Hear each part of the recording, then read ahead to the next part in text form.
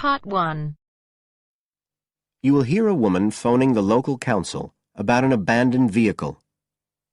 First, you have some time to look at questions 1 to 6.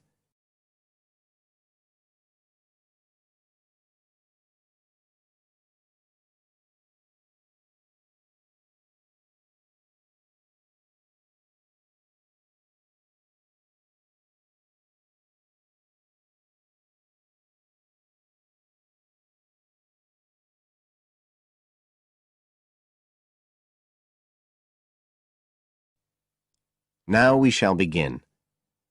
You should answer the questions as you listen, because you will not hear the recording a second time.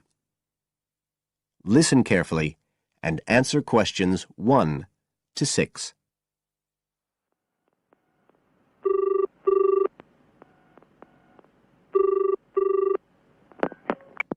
Environmental Health Department, Paul speaking. Oh, hello. I wanted to report a vehicle that's been left parked near where I live. I think it's been abandoned. I wondered if the council could arrange to get it towed away. Have I got through to the right department? Yes, you have. If I could just take a few details. Your name, please? Mrs. Shepherd. Thank you. It's not my vehicle, though. I just thought someone ought to report it. No, that's fine. What I need to do is take some details first, then we can decide what to do about the problem. Oh, I see. So the next thing I need to know is your address. Right, it's 41 Lower Green Street, Yes? Barrowdale. And the postcode's WH4 5JP. Fine. And if I could just ask for a telephone number. It's 01778 552387. I'm out quite a lot, but you can just leave a message on the answer phone if you need to. Or I could give you my mobile number. That's all right, don't worry. Now, could you tell me a little more about this vehicle? You say it's been abandoned. Well, it certainly looks like it. Can you give me an idea of where it is? Yes, it's near the main road that goes through Barrowdale. Is that the A69? Yes, that's right.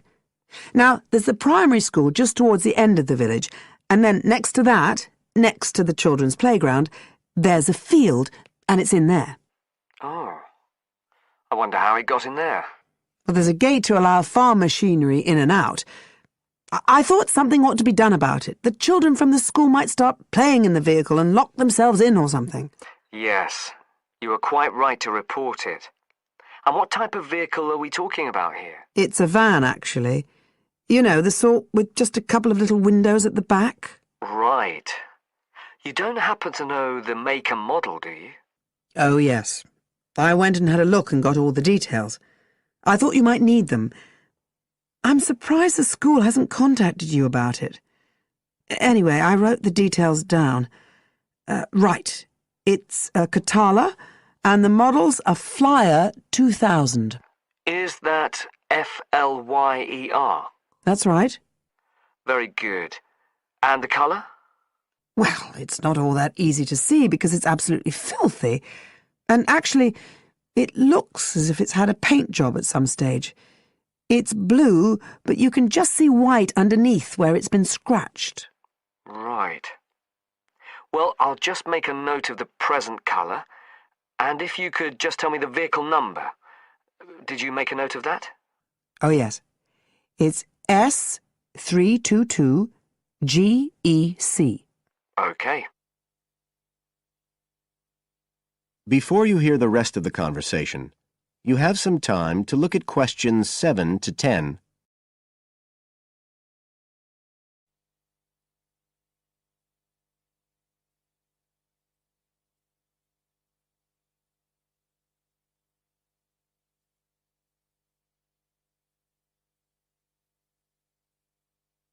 Now listen and answer questions 7 to 10. And it sounds as if the general condition of the vehicle isn't too good, from what you say. No, it's pretty poor. It wouldn't be drivable. It's got a flat tire and there's a crack in the windscreen. I reckon someone just wanted to get rid of it. That's usually the way. It's been there for nearly a week. No, it must be 8 days. I remember it was a Sunday morning when I noticed it. It wasn't there the day before. I walk past it most days on the way to the shops. I'd have thought the school would have reported it. Does the field actually belong to the school? No, it's part of Hill Farm Estate. Right. I'll just make a note of that. And I don't suppose you have any information about who might own the vehicle? No, I've no idea. So what will you do now? Well, we'll come and have a look and see if we can trace the owner. And if we can't, the vehicle will be removed as rapidly as the law permits.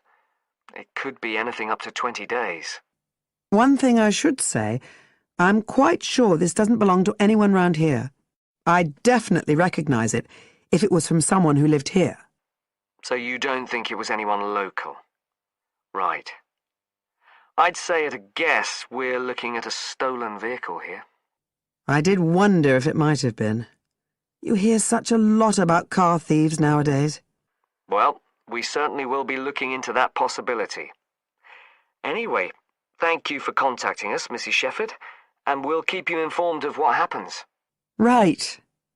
Thank you very much. Goodbye. Goodbye.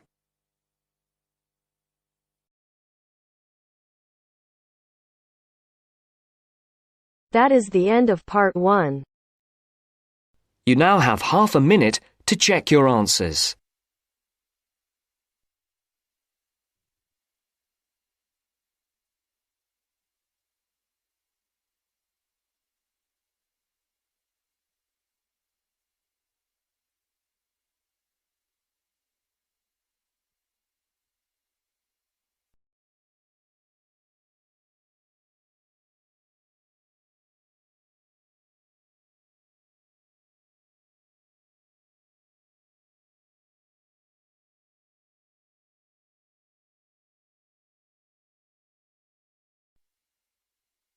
Now turns to part 2.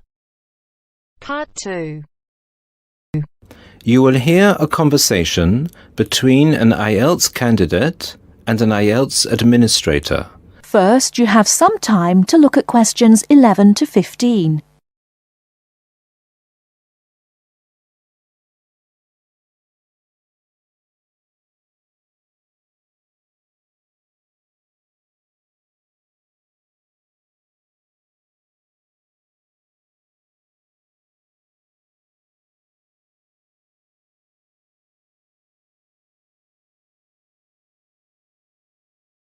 Now, listen carefully and answer questions 11 to 15.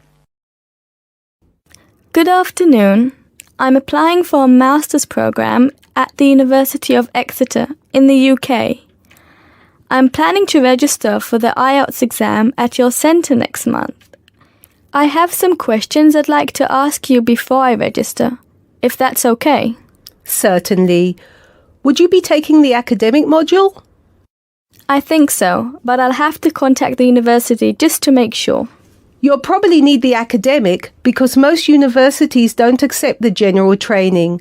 And anyway, the procedures to register for the exam are the same for both the general and the academic modules. Good. My first question is whether I sit all parts of the exam on the same day. I don't live here, you see, and for me it would be more convenient to do all the papers on the same day. Unfortunately, the speaking part is scheduled for Thursdays, and reading, writing and listening tests take place on Saturdays. We can't change the days, I'm afraid. That's a pity. Well, never mind. What sort of documents do I need to bring in order to register? You'll have to fill in the IELTS application form and bring an ID, a copy of your ID, and 2 passport-size photos on a white background. Will any ID do? We only accept original passports and national IDs. That's good to know. Did you say that reading, writing and listening are scheduled for Saturday? That's right. Will I get a break in between the papers? I'm afraid there aren't any breaks between the papers. Each paper takes an hour to complete, so it's 3 hours straight through. You'll first do listening, and then reading, followed by the writing test. This is a standard requirement from Cambridge. Before you hear the rest of the talk, you have some time to look at questions 16 to 20.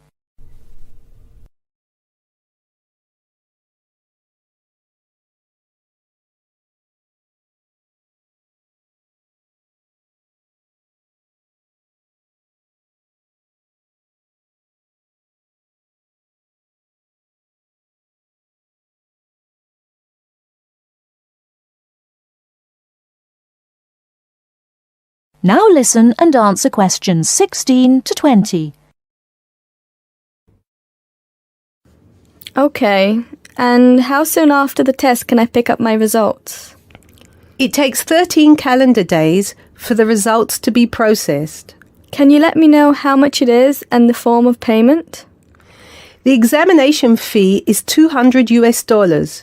You can pay by credit or debit card. We also accept checks. We only accept cash as a form of payment in exceptional circumstances. And one last question. Can I mail you the application documents? Certainly. You can send all the documents by registered mail to our address, 47 Clover Place, New Rochelle, New York. Could you spell New Rochelle for me, please? Certainly. Newrochle.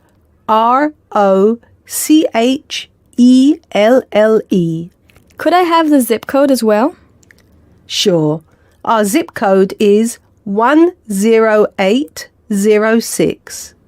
Thanks. You can also email us at inquiry@examsmail.com or phone us at 325-9082. I think that's all. Thank you very much for all the information. Bye. You're welcome. Goodbye. That is the end of part 2. You now have half a minute to check your answers.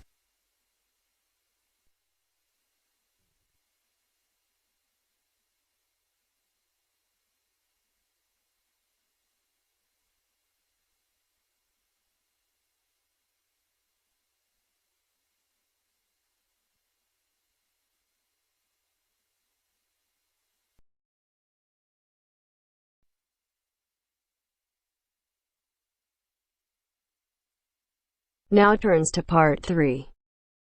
Part 3. You'll hear a woman calling Laverton Arts Centre for some information.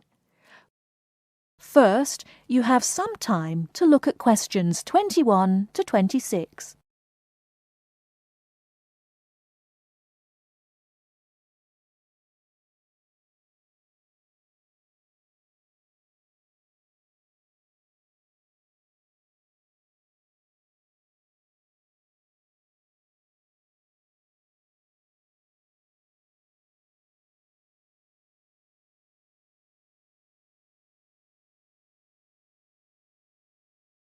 Now listen carefully and answer questions 21 to 26.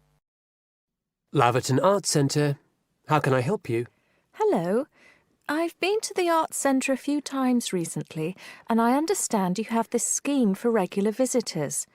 The Friends of Laverton Arts Centre. Yes, that's right. I wonder if you could tell me a little about it. I mean, how much it costs and what benefits it offers, things like that. Certainly. Well, first of all, the good news is that we've recently changed the scheme. It used to cost £15 a year, but now it's free. All you have to do is fill in an application form. You can either come to the Arts Centre and do that here, or you can go to our website and apply online. And so what are the benefits of joining? There are actually quite a few. As a friend of Laverton Arts Centre, you'll receive a newsletter every 3 months with information on all the forthcoming events. That sounds useful. You also get priority booking for shows and concerts in the main theatre. Can you explain how that works exactly? Yes. What that means is that when tickets go on sale, for the first 2 days they're only available to Friends of the Arts Centre. So, as long as you book early, you can make sure you get seats. Great. Do you ever offer discounts to friends of the centre? Under the old system, when you had to pay to be a member, we did. Under the new system, there won't be any discounts for shows in the main theatre or films at the Arts Cinema. Having said that, we will be offering some discounts to members for performances in the small theatre. There'll be information about this in each issue of the newsletter. I suppose I can find that information online as well, can I? Absolutely. Actually, we're redoing our website at the moment. Right now, there actually isn't a special section for Friends of the Arts Centre on the website. Once the site's been redesigned, there will be. You'll be able to put in your username and password and enter a special section just for you. It sounds excellent. Are there any requirements, though? I mean, as a member, do I have to do anything? Yes, sorry, I forgot to mention that. There are no formal requirements at all, though obviously we have this scheme to encourage people to attend events here regularly. So, we ask that you attend at least 4 events a year, whatever they are, if you possibly can.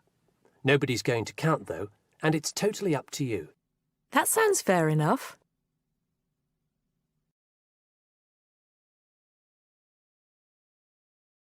Before you hear the rest of the talk, you have some time to look at questions 27 to 30.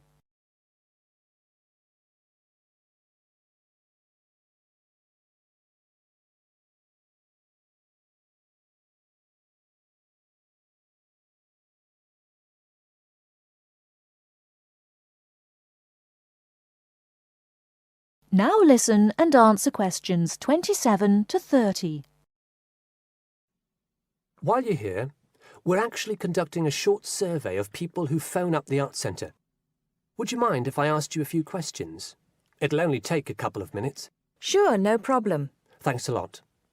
So, how many times have you visited Laverton Arts Centre in the last 6 months? Well, I've only lived in the area for the last 4 months, so not that many times. 3, I suppose. Yes, that's right. Fine. And how did you first find out about the Arts Centre? Let me think.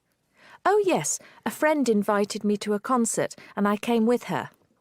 Have you ever seen a film at the Arts Cinema here? No, I haven't, to be honest. In fact, until you mentioned it earlier, I didn't realise you even had a cinema. One more question. If we offered a free tour of the Arts Centre, including things such as going backstage to look at the dressing rooms, would you be interested in going on it? Oh, yes, definitely. I think a tour like that would be very interesting. I'd even pay for it. That's great. Thank you very much for your time. Thank you.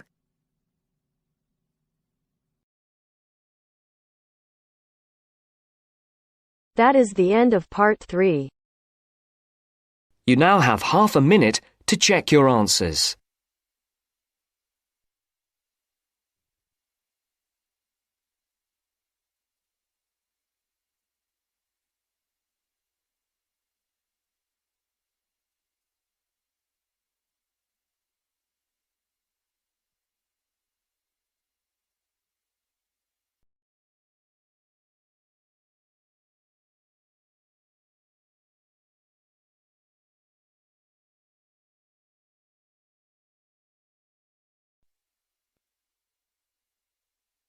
Now turns to part 4. Part 4. I've asked you here just to remind you about this Friday's field trip. First, you have some time to look at questions 31 to 40.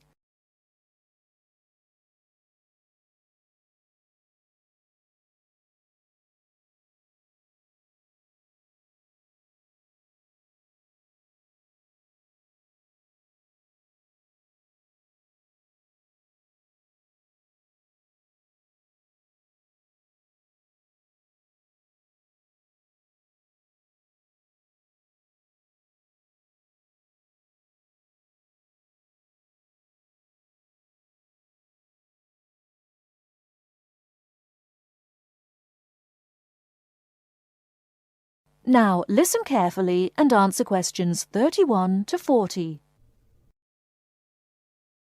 OK, I'd like to keep this meeting as brief as possible, as I'm sure we all have things to do. I've asked you here just to remind you about this Friday's field trip.